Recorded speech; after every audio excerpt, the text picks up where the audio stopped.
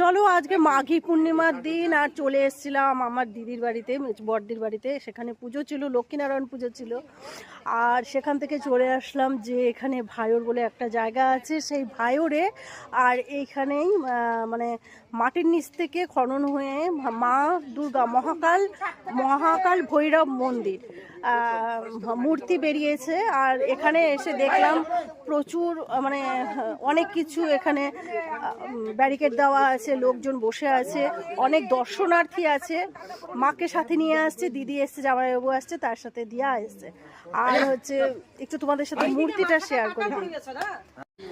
দেখো একটু তোমরা মূর্তিটা, কালা পাহাড়ের সময়কারের মূর্তি, কত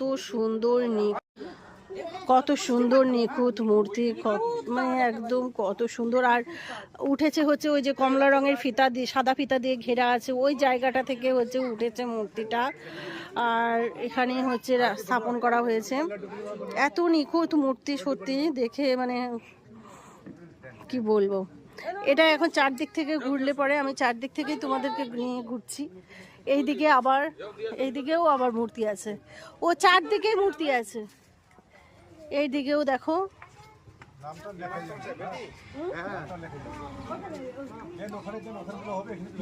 দেখেছো এখানে পুজো অর্চনা শুরু হয়েছে। প্রচুর মানুষ আসে এখানে, চারদিকে চারখানা মূর্তি, ভীষণ সুন্দর। আমি তোমাদেরকে গোল করে নিয়ে ঘুরছি। দেখো, আমার অনেক দিন থেকে ইচ্ছা ছিল, আমি ফেসবুকে অনেক দেখেছি জায়গাটা, মূর্তিটা, কিন্তু হচ্ছে আসা হয়নি। আজকে যেহেতু তপনে দিদির বাড়িতে এসেছি, তো আমার মনে হলো যে একটু দূরে হলেও আমি ঘুরে যাব, মাকে একটু দর্শন করে যাব। তো যাই হোক, আজকে আশাটা পূরণ হয়েছে।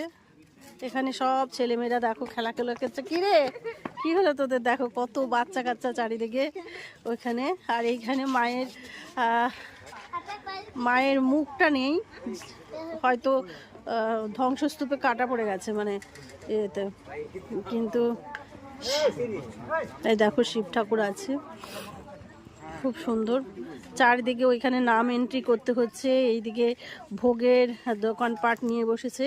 আর ওই দিকে হচ্ছে আছে মন্দির। এখন যাব ওই উপরের মন্দিরে, তার আগে এখানে দান বাক্সে কিছু দরকার।